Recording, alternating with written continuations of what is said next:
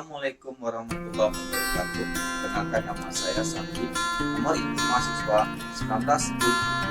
192060. Jurusan yang saya ambil adalah Pemerintahan. Adapun materi kami pada hari ini adalah Kerajaan Bentan.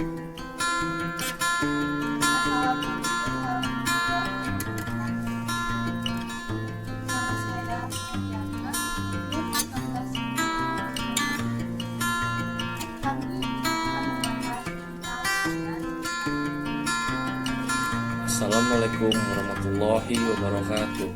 Perkenalkan, nama saya Heru Sasmito, NIM 1910146, Prodi Administrasi Publik.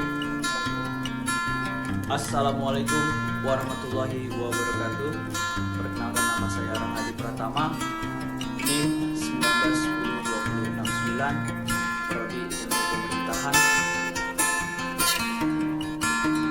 Nama asalnya Pulau Bintan ialah pulau besar karena merupakan pulau terbesar di Kepulauan Melayu pada saat itu. Kemudian disebut juga Pulau Kampung, dan di kemudian hari disebut pula dengan Pulau Bintan. Ada 3 fase Bintan tumbuh menjadi suatu kerajaan yang berdaulat. Fase pertama yaitu pada tahun 250 Masehi yang dipimpin oleh seorang raja yang bernama Haji Saka. Haji Saka ialah seorang raja yang melarikan diri dari India. Kemudian dia membentuk suatu kerajaan di Pulau Kampung dengan nama Kamapura Dwipa. Haji Saka ialah seorang Raja Saka. Kemudian dia berpusat di pemerintahan Segiling dan pelabuhan dagangnya Dharmapura, tumbuh sebagai kerajaan yang makmur kala itu. Raja yang adil dan sangat sakti. Setelah dia mangkat, maka digantikan oleh Dendan Setia, yaitu pada tahun 310 sampai 370 Masehi. Lalu kerajaan ini dipimpin oleh perempuan yang bernama Empuan Intan Terpilih pada tahun 370 sampai 377 Masehi. Lalu Empuan Bayintan pada tahun 377 sampai 415 Masehi. Empuan Bayintan menghilang dan tidak diketahui rimanya menurut sumber hikayat dari Silatun Salafik, yaitu yang dikarang oleh Tun Sri Lanang.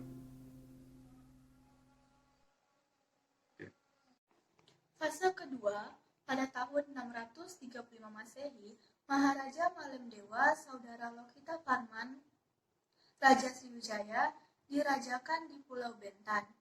Inilah yang menjadi kekhususan Kerajaan Sriwijaya, bahwa Maharaja diraja di gunung dan Maharaja di pulau, di mana Lokita Parman Maharaja diraja Sriwijaya berada di Palembang, dan Maharaja Malemdewa berada di Pulau Bentan sebagai penguasa laut.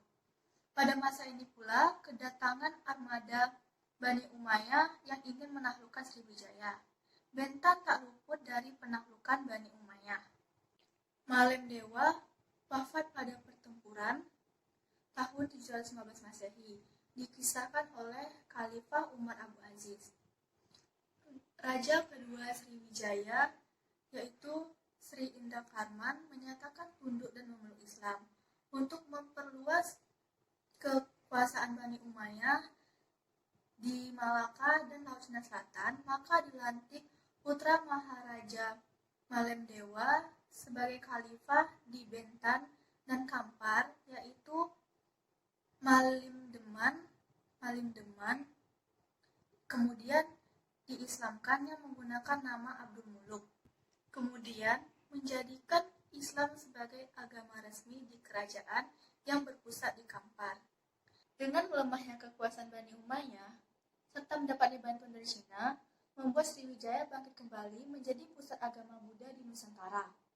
Abdul Muluk wafat pada tahun 745 Masehi, dan pada masa ini pula berakhirnya kekhilafahan Islam Kampar.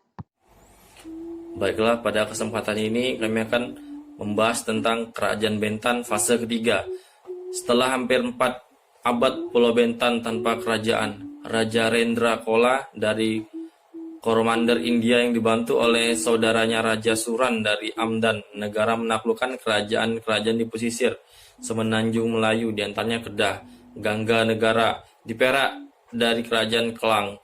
Kio di Johor sebelum invasi militernya ke Sriwijaya, maka Raja Suran menikahi putri kerajaan Gangga Negara yang bernama Tuan Putri Zaris Gangga. Dari pernikahan tersebut dilahirkan tiga orang putra, yaitu Bicitramsah, Paldutani, dan Nila Manam.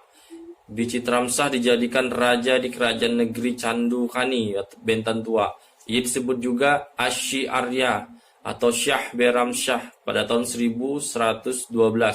Setelah mangkat, ia digantikan oleh menantunya yang merupakan dari kalangan asli Melayu yang bernama Laksamana Andak atau disebut Maharaja Laksamana Andak. Setelah menjadi raja, bergelar Raja Isyar Syah pada tahun 1129 sampai 1100 menaiki tahta. Sebelum mangkat, ratu berusaha agar dicarikan penggantinya karena menantunya Sang Nila Utama bergelar Paduka Sri Tribuana Maharaja Srimat Tribuana Raja Manli Warmadewa atau penguasa tiga negeri Palembang, Banten, Singapura, telah mendirikan kerajaan Singapura. Maka putra Demang Lebar Daun diangkat menjadi Raja Banten yang bergelar Tun Telanai atau Telanai Banten Mahasepati Gelanai penguasa Sumpah Kegerahi. Kerajaan Banten berterusan hingga Telanai Banten keempat. Singapura diserang oleh Majapahit hingga Raja Singapura Parameswara mendirikan Melaka.